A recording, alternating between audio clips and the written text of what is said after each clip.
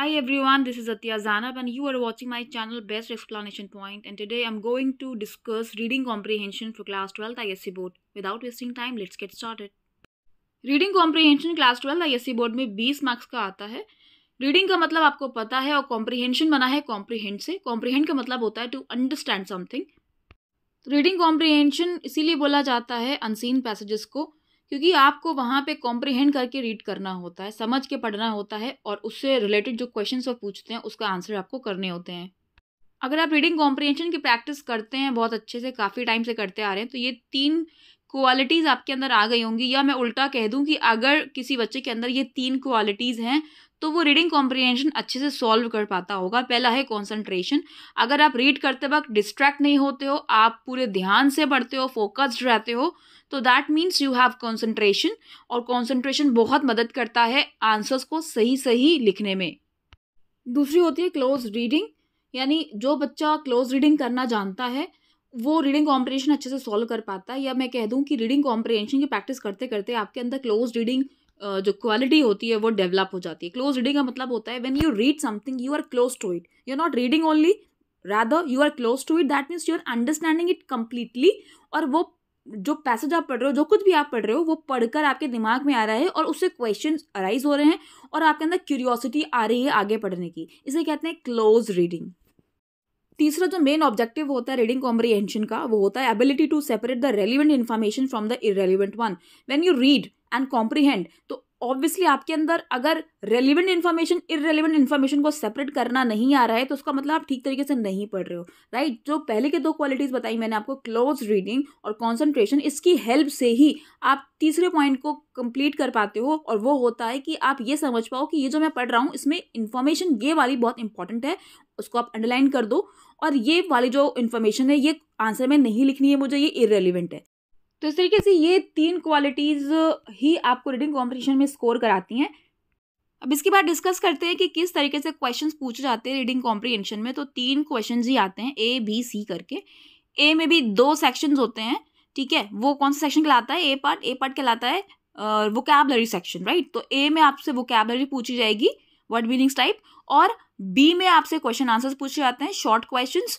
और सी में आपका एक लॉन्ग क्वेश्चन का आंसर आपसे लिखने को बोलते हैं, जिसको हम लोग प्रेसी राइटिंग भी बोलते हैं.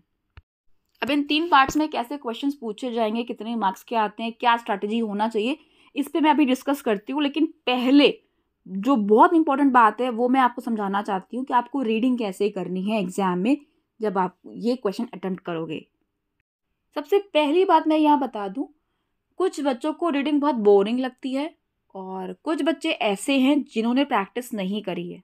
I understand, I totally completely understand कि आपके पास फिजिक्स, केमिस्ट्री, मैथ्स, बायोलॉजी, ये सारे जो सब्जेक्ट्स हैं वो होते हैं. तो इन सारे सब्जेक्ट्स के साथ इंग्लिश को टाइम दे पाना बहुत मुश्किल होता है. I completely understand, I agree.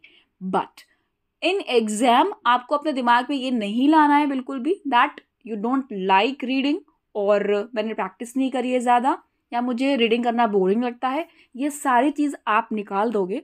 जब आप रीडिंग करोगे आपको ये अपने अंदर कॉन्फिडेंस रखना है कि मैं एक प्रो लेवल रीडर हूँ, मैं बहुत अच्छे से पढ़ता हूँ, मैंने बहुत प्रैक्टिस कर रखी है. और कोई भी प्रेशर नहीं लेना है, ठीक है. आपको वो खुद सजेशन देते हैं कि क्वेश्चन नंबर 4 यानी रीडिंग कॉम्प्रीहेंशन में आपको 50 मिनट्स अपने देने हैं. 50 मिनट्स बहुत होते हैं बच्चा. तो 50 मिनट में पहले के 5 से 10 मिनट में आप उसको अच्छे से रीड करोगे, समझोगे कि कहानी क्या चल रही है. कभी कभी कहानी का एक्सट्रैक्ट आता है और कहानी भी इतने गजब तरीके से दी होती है कि दोनों की बातचीतें चल रही होती हैं, कैरेक्टर्स की आपस में बात चल रही होती है. तो भाई आपको बोरिंग नहीं फील करना है, अपने माइंड को डिस्ट्रैक्ट नहीं करना है. कि जब आप रीडिंग करोगे तो ऑब्वियसली ये कॉमन है, ये सच है कि आपके सामने कठिन वर्ड्स आएंगे, टफ वर्ड्स आएंगे, आपने कभी देखे भी नहीं होंगे, राइट. तो आपको डरना बिल्कुल नहीं है. आपको ये सोचना है कि नहीं आ रहा है मुझे समझ में, तभी मैं पढ़ूंगा और कोशिश करूंगा इसका मतलब समझने की. आप उसको 2 बार पढ़िए. कोई टफ वर्ड आ गया, जहां पे कोई टफ वर्ड आया उसको फिर से पढ़ने लगो, ठीक है. लाइन आपको समझ में आ रही है, फिर आगे बढ़िए आप. इस तरीके से आपको पूरा कवर करना है. रीडिंग आपको इस तरीके से करनी है. यानी आपको डरना नहीं है, किसी वर्ड को देखकर बोर नहीं फील करना है, डिस्ट्रैक्ट नहीं होना है बिल्कुल भी, या ग्रामर पार्ट मैं कैसे सॉल्व करूंगा, ट्रांसफॉर्मेशन में ये आ गया, मुझे ये नहीं आता है, इस तरीके से आपको बिल्कुल भी कुछ और दिमाग में नहीं लाना। जब आप रीडिंग कॉम्प्रिहेंशन सॉल्व करोगी तो पूरा फोकस आपका इसी पर होना चाहिए, क्योंकि रीडिंग कॉम्प्रिहेंशन बहुत स्कोरिंग होता है अगर आप केयरफुली इसको अटेम्प्ट करो।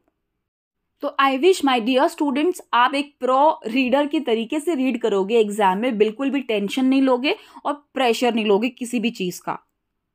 अब सीधे बात करते हैं कि किस तरीके के क्वेश्चन आते हैं। तो जैसे कि मैंने अभी आपको बताया, ABC करके 3 क्वेश्चन आते हैं। ए पार्ट जो होता है वो वोकैबुलरी सेक्शन होता है, और वोकैबुलरी सेक्शन में भी 2 क्वेश्चन यानी 6 मार्क्स का वोकैबुलरी आपसे वो पूछते हैं, ठीक है।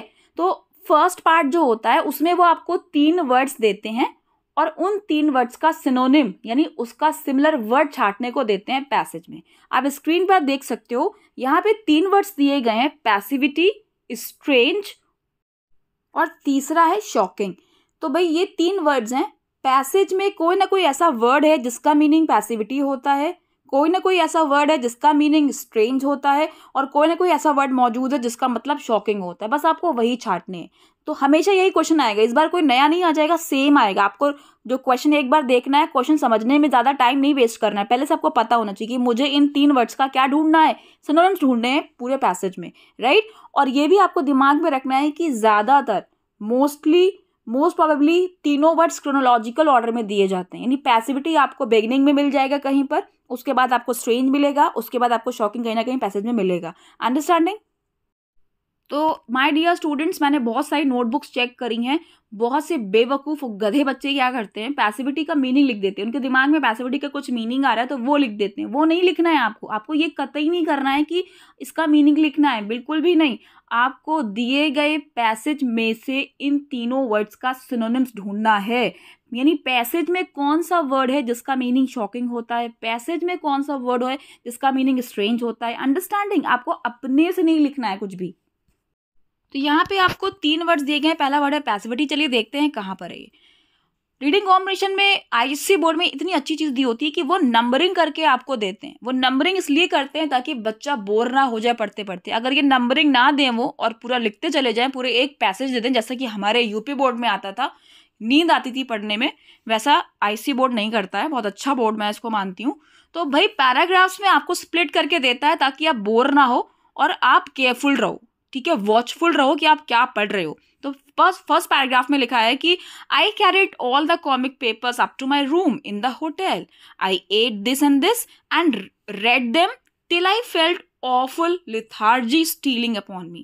So this is the word lethargy. lethargy मतलब होता है सुस्ती, और पैसिविटी मतलब भी होता है सुस्ती, राइट। तो यहाँ पर आंसर होगा पैसिविटी का lethargy। दूसरा वर्ड यहाँ पूछा गया है स्ट्रेंज।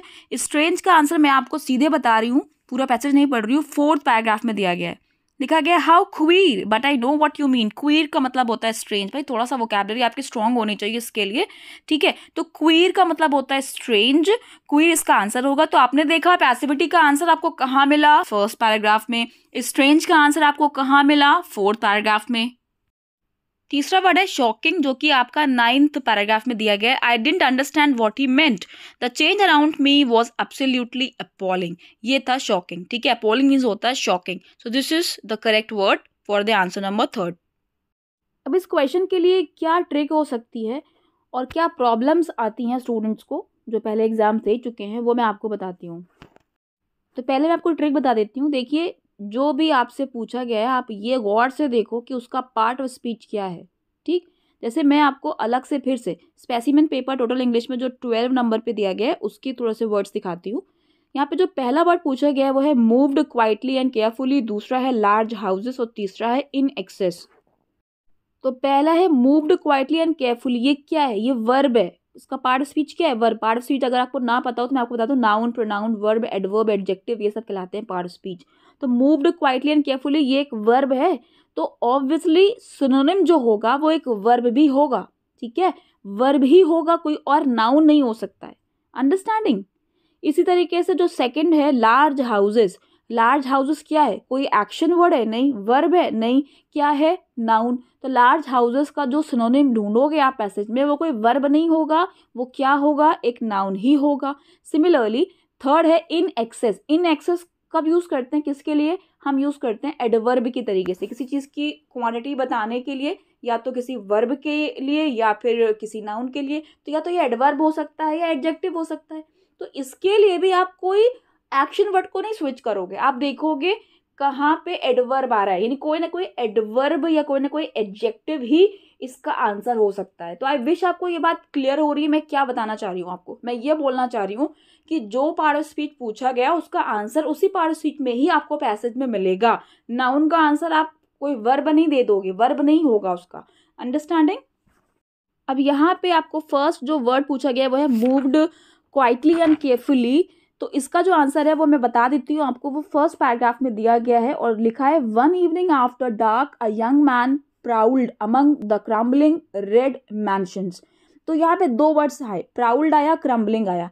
तो मैं आपसे पॉसिबिलिटी पूछती हूँ, क्या क्रम्बलिंग इसका आंसर हो सकता है? बिल्कुल भी नहीं हो सकता। Crumbling red mansions, crumbling is an adjective here जो कि यूज हुआ है रेड मैंशंस को डिस्क्राइब करने के लिए। नाउन्स को डिस्क्राइब करने वाले वर्ड्स एडजेक्टिव होते हैं। अंडरस्टैंडिंग। तो भाई मूव्ड करके आया है तो उसका आंसर एक वर्ब ही होता है और इत्तेफाक से यहाँ यहीं पर आंसर मौजूद है जो कि है प्राउल्ड। तो प्राउल्ड आंसर होगा आपका। तो मैंने आपको बताया किस तरीके से आपको जो अपने आंसर्स हैं वो एलिमिनेट करके फाइनल आंसर एक देना होगा। नेक्स्ट वर्ड दिया गया है लार्ज हाउसेस। तो लार्ज हाउसेस यहाँ पे आगे ही दिया गया है मैंशंस। मैंशंस कई जगह आया है तो यहीं पर हमको दिख रहा है। मैंशन सबको पता होता है, सीरियल्स में बहुत देखते हो आप, फलाना मैंशन, ढिमाका मैंशन, नाम दिए होते हैं घरों के। तो मैंशन का मतलब क्या होता है? Big house. तीसरा दिया गया इन एक्सेस। इन एक्सेस का आंसर आपको दिया गया सेकेंड पैराग्राफ में, लिखा है then came the housekeeper who made him think of an unwholesome surfeited worm that had eaten। surfeit का मतलब होता है बोनस, surfeited का मतलब होता है इन एक्सेस। ओके, तो यही इसका आंसर है, surfeited। एक और छोटी सी ट्रिक मैं यहाँ देना चाहूंगी, वो ये कि अगर आपसे कोई ऑपोजिट या कह सकते हैं कि नेगेटिव वर्ड पूछा गया, नेगेटिव वर्ड पॉजिटिव वर्ड क्या होते हैं? जिसमें अन लगा हो, इन लगा हो, इल लगा हो, जो नेगेटिव सेंस देते हैं, जैसे illogical, illiterate, inexperienced, okay, uncontrolled, unhappy. तो भाई ये सब क्या है? नेगेटिव है। ठीक, तो इसका जो आंसर आप सिनोनिम्स जब आप ढूंढोगे पैसेज में तो वो भी एक नेगेटिव वर्ड ही होगा। Are you getting? So this is how you can eliminate your answers कि ये नहीं हो सकता बिकॉज ये पॉजिटिव वर्ड है, मुझसे एक नेगेटिव वर्ड पूछा गया है। तो इससे भी आप एक हिंट बना सकते हो। तो ये सब तो ट्रिक्स हो गई। अब देखिए प्रॉब्लम कभी कभी क्या फेस कर सकते हो इस पर्टिकुलर क्वेश्चन में, वो ये कि मान लीजिए कभी कभी आपसे वर्ब जो पूछी जाती है, जैसे फिलहाल अभी मूव्ड करके एक वर्ब पूछी गई थी आपसे, तो इसके आंसर मान लीजिए पैसेज में आपको दो वर्ड्स हैं, दोनों वर्ड्स आपको उसका सिनोनिम लग रहे हैं, यानी आपको कभी कभी सिनोनिम जो आप ढूंढ रहे हो पैसेज में वो दो दो मिलेंगे, आपको कंफ्यूजन होगा कि ये होगा कि ये होगा। तो जब आप कंफ्यूजन में फंस जाएंगे तो उसके लिए आप 10 मिनट एक्स्ट्रा दीजिए उस पर्टिकुलर क्वेश्चन को। तो कई बार पढ़ने के बाद आपका दिमाग एक पर्टिकुलर ऑप्शन को ज़्यादा पिक करेगा, एक को कम करेगा, ये होता है। तो जिस चीज़ को आप ज़्यादा ट्रस्टवर्दी मान रहे हो, जो आंसर ज़्यादा आपको लग रहा है कि नहीं यही लग रहा है मुझको, वो कम लग रहा है, तो बस आप उसको लिख दीजिए, उससे ज़्यादा टाइम आप मत दीजिए। यानी 5 मिनट अलग से दे सकते हैं आप कन्फ्यूजन वाले पार्ट में, इससे ज़्यादा मत दीजिएगा क्योंकि आपको आगे क्वेश्चंस भी सॉल्व करने होते हैं, राइट। अब आगे बढ़ते हैं। जो सेकेंड पार्ट आता है इसी वोकैबलरी का 3 मार्क्स का, वो कैसे आता है समझिएगा। तो इसमें भी आपको 3 वर्ड्स दिए रहते हैं और वो 3 वर्ड्स आपके पैसेज से ही उठ के आते हैं। वो 3 वर्ड्स आपके पैसेज से ही दिए जाते हैं, लाइन नंबर लिखा होता है बाकायदा। लाइन नंबर 10 में ट्रैक आया है, लाइन नंबर 11 में एलिमिनेटेड वर्ड आया है, लाइन नंबर 16 में फिगर्स वर्ड आया है। ठीक, आपको इन 3 वर्ड्स पे सेंटेंस बनाने होते हैं। ठीक, अब आप बोलोगे मैम ये तो बहुत ईजी क्वेश्चन है, सेंटेंसेस बनाने हैं, बना लेंगे। ठीक, अब आप ये सोचो सेंटेंसेस आप क्लास फर्स्ट से बनाते हैं और आपके टीचर आपको फर्स्ट क्लास सेकंड क्लास से सेंटेंस मेकिंग देती आ रही होगी इंग्लिश लिटरेचर में, राइट। हर लेसन के बाद आप 5 वर्ड्स पे सेंटेंसेस बनाते थे, तो ये इतना ईजी नहीं है। 12th ISC है ये। आपसे वो ये चाहते हैं कि आप सेंटेंस तो बनाइए, लेकिन पैसेज में उस वर्ड का जो मीनिंग आया है उसका एक और मीनिंग होता है उस वर्ड का, उस मीनिंग पे आपको सेंटेंस बनाना है। क्या मतलब हुआ इसका? यानी इस क्वेश्चन में आपको वो 3 ऐसे वर्ड्स देंगे जिनके 2-2, 3-3, 4-4 मीनिंग्स निकलते हैं। जैसे पहला वर्ड है ट्रैक, ट्रैक के 2-3 मीनिंग्स होते हैं। एलिमिनेटेड के 2 मीनिंग्स होते हैं या 3 मीनिंग्स हो सकते हैं। फिगर्स अलग अलग मीनिंग्स होते हैं। अंडरस्टैंडिंग? तो भाई जो मीनिंग आपके पैसेज में आया है आपको उस मीनिंग पे सेंटेंस नहीं बनाना है, उसके अलावा जो दूसरा मीनिंग पॉसिबल हो सकता है उस पर आपको सेंटेंस बनाना है। इसके अलावा अगर ट्रैक दिया गया है तो ट्रैक पे ही आप बनाएंगे, ट्रैक का ट्रैकिंग नहीं कर सकते हैं, ट्रैक्स नहीं कर सकते हैं, कुछ और नहीं कर सकते हैं। अगर एलिमिनेटेड दिया गया है तो आप एलिमिनेट पे नहीं बना सकते हैं, एलिमिनेटिंग पे नहीं बना सकते, आपको लेना एलिमिनेटेड ही पड़ेगा। लिखा हुआ है साफ साफ अनचेंज्ड इन फॉर्म, आपको फॉर्म चेंज नहीं करना है। फिगर्स है तो फिर फिगर्स ही लेंगे, आप फिगर नहीं कर सकते हैं उसको। अंडरस्टैंडिंग? चलिए मैं आपको यहाँ पे सॉल्व करा के समझा देती हूँ। यहाँ पे लिखा है ट्रैक, जो कि लाइन नंबर 10 में है। तो लाइन नंबर आपको राइट साइड पे दी जाती है, जैसे 5, 10, 15, 20 ये सब क्या दिया होता है, ये लाइन नंबर दी होती है।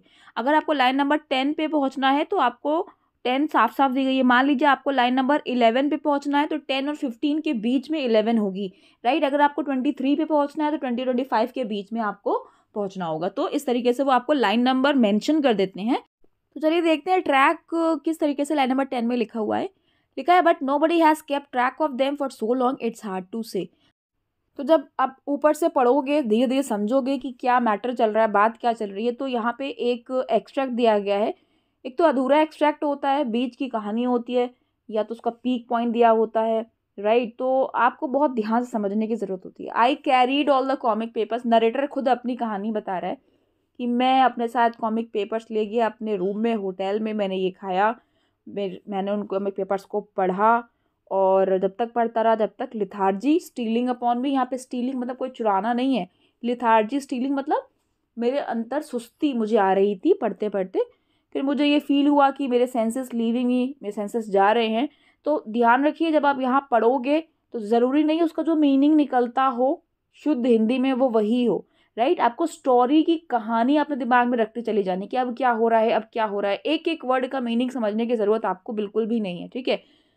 Dimly I could feel the days go pass, यानी कि मैं अब ये समझ पा रहा था कि दिन बीतते जा रहे हैं। मुझे ये इमेजिनेशन में आ रहा था कि दिन बीतते जा रहे हैं, फिर दिन से साल बन गए हैं, साल से सेंचुरीज गुजर गई हैं। Suddenly I woke up. I was in a great room, dull, gloomy, and this looking like some kind of a museum. तो आप समझ सकते हो कि अभी तो उसको नींद आ रही थी, एकदम से लिखा है woke up और वो रूम में पहुंच चुका है, तो ये सपना देखने लगा है, इमेजिनेशन में चला गया है, राइट। तो बाकी पूरा जो पैसेज है ये इसी डिस्क्रिप्शन में दिया गया है कि अब वो अपने ख्वाब में क्या क्या चीज़ें देख रहा है, ठीक है। तो सेंचुरीज आगे पहुंच चुका है, तो वहाँ वो देख रहा है कि उसके बगल में एक मैन है, और वो मैन का डिस्क्रिप्शन दे रखा है, पूछा भी गया है शॉर्ट क्वेश्चंस में कि वो मैन कैसा था। उसका हेयरलेस फेस था, उसके clothes grey ashes of paper की तरह लग रहे थे। फिर वो नरेटर पूछता है उस इंसान से, वेयर एम आई, मैं कहाँ आ पहुँचा हूँ। तो वो जवाब देता है, it must be at least the year 3000, शायद 3000 साल चल रहा होगा। But nobody has kept track of them, nobody has kept record, यानी किसी ने रिकॉर्ड नहीं रखा कि कौन सा साल चल रहा है, साल गुजरते जा रहे हैं, कोई गिन नहीं रहा है, राइट। तो यहाँ पे ट्रैक का मतलब आ रहा है टू हैव रिकॉर्ड और to remain fully aware of something, right. तो इस तरीके से आप ट्रैक पे सेंटेंस बनाओगे। जैसे मैंने यहाँ पे सेंटेंस बनाया है, he asked us to follow the same track to reach airport. इसके अलावा भी ट्रैक के और मीनिंग्स भी होते हैं, अगर आपको वो मीनिंग्स पता है और आप उस पर बनाना चाह रहे हो तो you can. The next word is eliminated which is in line 11। Let's see, he continued, you see after we eliminated death what, I cried sitting upright where am I. तो एक एलिमिनेटेड तो आपको पता होगा पहले से, कॉम्पिटिटिव शोज जो आप देखते हो उसमें एलिमिनेशन होते हैं, यानी कि किसी भी पार्टिसिपेंट को एक्सक्लूड किया जाता है कंसीडरेशन से, तो वो एलिमिनेट आपको पहले से पता होगा। यहाँ जो मीनिंग निकल रहा है वी एलिमिनेटेड डेथ, तो यहाँ पे वो सेंस तो नहीं आ रहा होगा, तो यहाँ मतलब है गेट रिड ऑफ। एलिमिनेट का एक और मीनिंग होता है get rid of, okay. So we eliminated death मतलब we got rid of death, यानी उन आदमियों को जो ये देख रहा है उस म्यूजियम में, उनको डेथ नहीं आती, अब वो बहुत सालों से जी रहे हैं, राइट। तो हमें एलिमिनेटेड सेंटेंस बनाना है, तो हम ये वाला गेट रिड ऑफ पे नहीं बनाएंगे, हम बनाएंगे वही जो हमें पार्टिसिपेंट्स वाला पता है, कॉम्पिटिटिव शोज वाला जो पता है। तो you can make like this, 4 girls were eliminated in the last round of dance show. Line number 16 में फिगर्स है, तो लाइन नंबर 16 कहाँ मिलेगी, 15 से 20 के बीच में।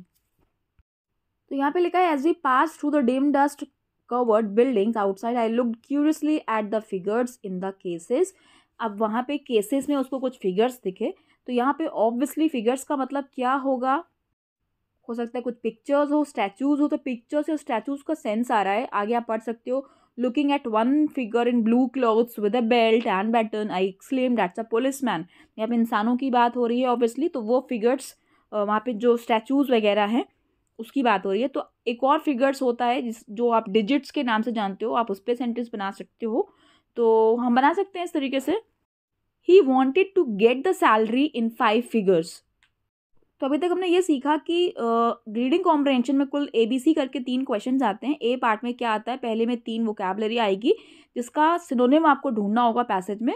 दूसरा पार्ट क्या आता है, उसका 3 वर्ड्स दिए होंगे जिस पर आपको सेंटेंसेस बनाने हैं, लेकिन ऐसी मीनिंग पर सेंटेंस बनाने हैं जो कि दिए गए पैसेज से अलग हो। और ध्यान रखिएगा, जो वर्ड आपको दिया गया है वो आपको चेंज नहीं करना है, वैसे ही जाने देना है।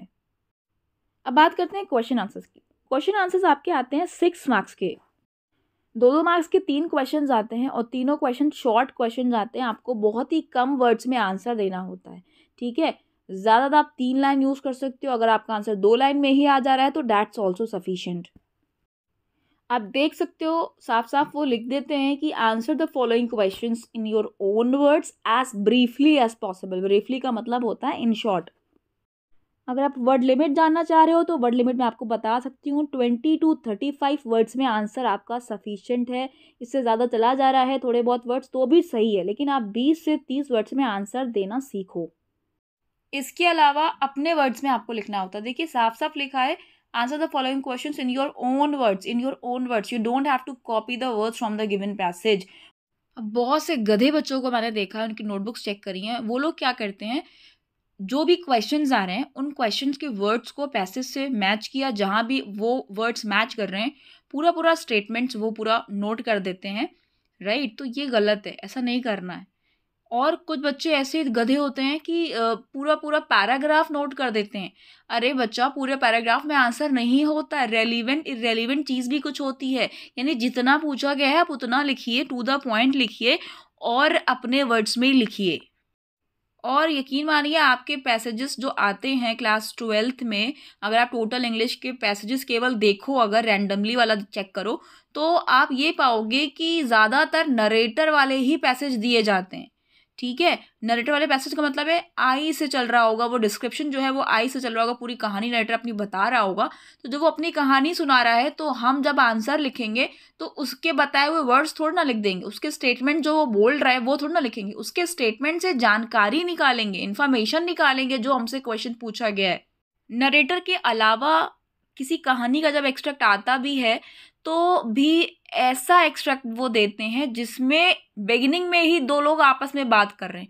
अब उनकी बातचीत से आपको समझना है भाई क्या बात हो रही है, कहानी में क्या चल रहा है। तो सिर्फ और सिर्फ दोनों की कॉन्वर्सेशन चल रही है पूरे एक्सट्रैक्ट में, और उस कॉन्वर्सेशन से ही आपको अपने आंसर ढूंढने हैं। तो बार बार मैं बोल रही हूँ कि आपको अपना पेशेंस लेवल बनाए रखना है। जब आप रीड करोगे झुंझलाओगे नहीं, प्रेशर में नहीं आओगे। एक बार नहीं समझ में आ रहा है तो आप खिसियाओगे नहीं, बोर नहीं फील करोगे, दोबारा पढ़िए। दोबारा भी नहीं समझ में आ रहा है या थोड़ा थोड़ा समझ में आने लगा तो फिर इसको 3rd टाइम पढ़िए, आ जाएगा समझ में, राइट। तो बात यह है कि कॉन्वर्सेशन से ही आपको, क्योंकि आंसर्स और इन्फॉर्मेशन रेलिवेंट वाली लिखनी है, टू द पॉइंट लिखना है, तो बार बार पढ़ना ही पड़ेगा आपको कि मैं कितना शॉर्ट लिखूं, क्या चीज़ पूछी गई है, मैं क्या चीज़ कम करके लिख सकता हूँ, क्या मेरी चीज़ एक्स्ट्रा दिमाग में आ रही है, अंडरस्टैंडिंग।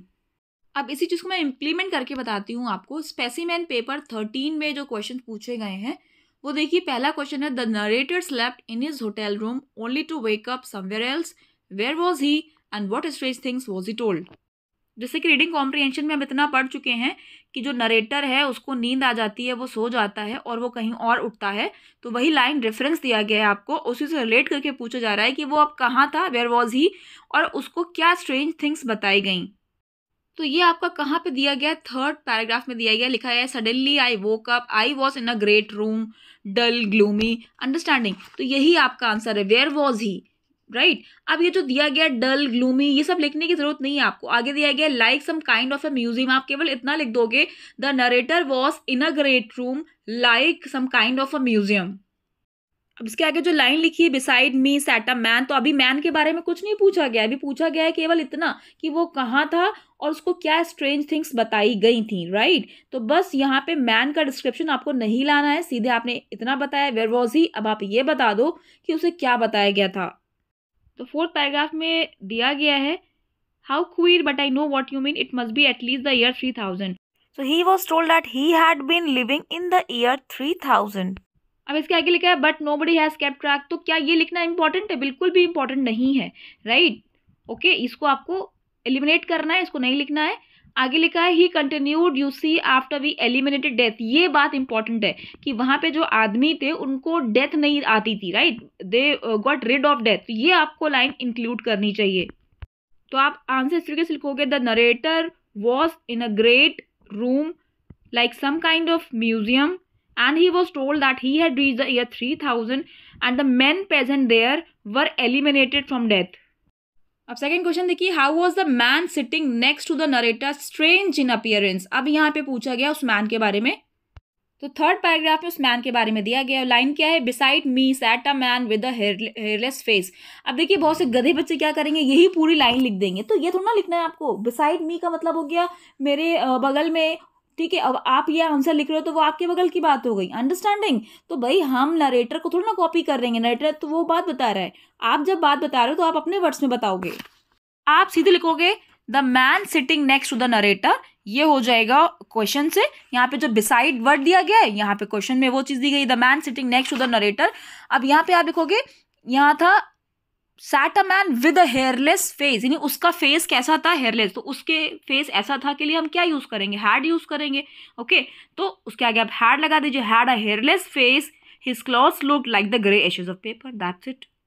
तो दो क्वेश्चन मैंने आपको बता दी किस तरीके से आपको सॉल्व करना है। अब आते हैं सी पार्ट पे। सी में एक लॉन्ग आंसर आपसे पूछा जाता है और इसी क्वेश्चन को हम कहते हैं प्रेसी राइटिंग। अब इसको प्रेसी राइटिंग क्यों कहा जाता है, लेट्स अंडरस्टैंड। प्रेसी वर्ड लिया गया है प्रीसाइज से और प्रीसाइज का मतलब होता है समराइज करके कोई चीज बताना या लिखना। तो आपसे एक ऐसा लॉन्ग क्वेश्चन पूछा जाता है जिसका आंसर आपको केवल एक पैराग्राफ में नहीं मिलेगा, तो डिटेल्स पूछते हैं वो इस पर्टिकुलर क्वेश्चन में, लॉन्ग आंसर है ये, और वो डिटेल्स आपको मिलती हैं अलग अलग पैराग्राफ से। तो अलग अलग पैराग्राफ से बहुत खास खास इंफॉर्मेशन छांटना, फिर उसको समरी बनाना, इसी को तो हम कह रहे हैं प्रेसी राइटिंग, राइट। तो इसको प्रेसी राइटिंग इसीलिए बोलते हैं क्योंकि इस आंसर को अटेम्प्ट करने के लिए आपको कई सारे पैराग्राफ्स रीड करने पड़ते हैं, वहां से रेलिवेंट इंफॉर्मेशन उठानी पड़ती है अपने माइंड में, उसको समराइज करना होता है, फिर उसको लिखना होता है, understanding. This is why it is called precis writing. इस क्वेश्चन में एक चीज लिखी है, आप देखोगे failure to keep the word limit will be penalised, और वो वर्ड लिमिट होती है 100 वर्ड्स, यानी आपको 100 वर्ड्स में ही आंसर देना है। 100 वर्ड से ना एक कम होना चाहिए ना ज्यादा होना चाहिए, राइट। कम हो गया तो भी आपके मार्क्स गए, और अगर ज्यादा लिख दिया आपने 101 105 चले गए तो भी आपके मार्क्स कटेंगे। तो बस यही रीजन है कि इस पर्टिकुलर क्वेश्चन को हम लोग बॉक्स में करते हैं, ठीक है। कैसे बॉक्स बनाया जाता है आप स्क्रीन पर देख सकते हो। टोटल 20 रोज हैं और हर रो में 5 कॉलम्स हैं, तो कितने हो गए 20 इंटू 5 यानी कि 100 बॉक्सेस हो गए। हर एक बॉक्स में एक सिंगल वर्ड लिखना होता है। अगर आपके वर्ड्स में कोई भी हेल्पिंग वर्ब आ रही है, इज, एम, आर, तो उसको एक ही बॉक्स में लिखना है, राइट। इवन अगर आप ए का यूज कर रहे हो, दा का यूज कर रहे हो, तो वो भी एक ही बॉक्स में लिखा जाएगा। अगर आप फुल स्टॉप लगा रहे हो तो फुल स्टॉप के लिए आपको एक बॉक्स की जरूरत नहीं पड़ती। फुल स्टॉप जिस वर्ड के आगे आ रहा है उसी वर्ड के आगे उसी सेम बॉक्स में आपको लगाना होता है। यही हाल कॉमा का है, यही हाल इन्वर्टेड कॉमास का है। तो ये बॉक्सेस होते हैं आपके वर्ड्स के लिए, ना कि पंक्चुएशन मार्क्स के लिए, इतना ध्यान रखिएगा। अब आप मुझे बताइए क्या कोई इतना ब्रिलियंट हो सकता है कि जो एक ही बार में 100 बॉक्सेस इस तरीके से बना के डायरेक्ट आंसर लिखता चला जाए और वो सारे बॉक्सेस फिल हो जाएं, एक ना कम हो ना ज्यादा हो, ऐसा नहीं हो सकता। We are humans to err is human, right. तो यही रीजन है कि इस क्वेश्चन को अटेम्प्ट करने के लिए हम एक रफ ड्राफ्ट तैयार करते हैं। पहले आप रफ ड्राफ्ट तैयार करो, यानी आप पहले रफली इस क्वेश्चन को अटेम्प्ट करो, चेक करो कि क्या आपका लॉन्ग आंसर जो समरी वाला यानी प्रेसी राइटिंग आ रहा है वो 100 वर्ड्स में आ रहा है कि नहीं आ रहा है। अगर वर्ड्स ज़्यादा हो जा रहे हैं तो आप उसको कम करिए। कम करने के लिए आप ये देखो कि कहाँ पे आप एक फ्रेज को एक सिंगल वर्ड में कन्वर्ट कर सकते हो। जैसे कहीं लिखा है नॉट हैप्पी, 2 वर्ड्स हो रहे हैं, उसको अनहैप्पी कर दो, और अगर वर्ड्स कम हो रहे हैं तो उसको आप बढ़ा लीजिए आंसर अपना 1-2 लाइन, जितना भी कम हो रहा है। तो कुल मिला के आपको 100 वर्ड्स करने ही करने हैं रफ ड्राफ्ट की हेल्प से। अब अगर हम 2-2 बार ये पूरे पूरे बॉक्सेस बनाएंगे तो टाइम कितना हो जाएगा। इस वजह से रफ ड्राफ्ट जो आप बनाएंगे उसके लिए आप पूरे पूरे बॉक्सेस नहीं बनाएंगे। आप क्या करोगे, एक लाइन में 5-5 आप बॉक्सेस की जगह लाइंस खींच लो, जैसे आप स्क्रीन पर देख सकते हो। तो इस तरीके से आप 20 लाइंस में 5-5 डैशेस बना लीजिएगा, उस डैश में आप लिखिएगा। ये हो जाएगा आपका रफ ड्राफ्ट। अंडरस्टैंडिंग। बस फिर जब आप आपका रफ ड्राफ्ट तैयार हो जाए, 100 वर्ड्स हो जाए, तब उसको आप फेयर कर लीजिए। रफ ड्राफ्ट जो आपने बनाया था उसके ऊपर आप बाकायदा हेडिंग मेंशन करिएगा रफ ड्राफ्ट, और उसको एक बार कट करिएगा, वहां पे बहुत ज़्यादा कटिंग मत करिएगा, ठीक है। तो एग्जामिनर भी अगर देखेगा तो उसको भी पता है कि ये क्वेश्चन ऐसे ही अटेम्प्ट किया जाता है, बड़े बड़े प्रोफेसर भी यही चीज़ बताते हैं, इसी तरीके से ही किया जाता है ये वाला क्वेश्चन। आप चाहो तो सबसे पीछे वाला जो पेज होता है जो आप यूज़ नहीं कर रहे हो वहां पे रफ ड्राफ्ट बना लो, जैसे आप मैथ्स के लिए लेते हो उसको रफ वर्क के लिए।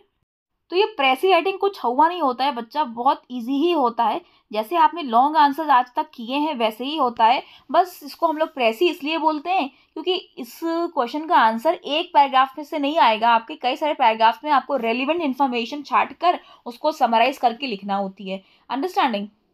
तो भाई कैसा लगा आपको एक्सप्लेनेशन, ये ज़रूर बता दीजिएगा लिखकर, और शेयर करिए, सब्सक्राइब करिए, अच्छा लगा है तो लाइक भी कर दीजिए। Thank you for watching.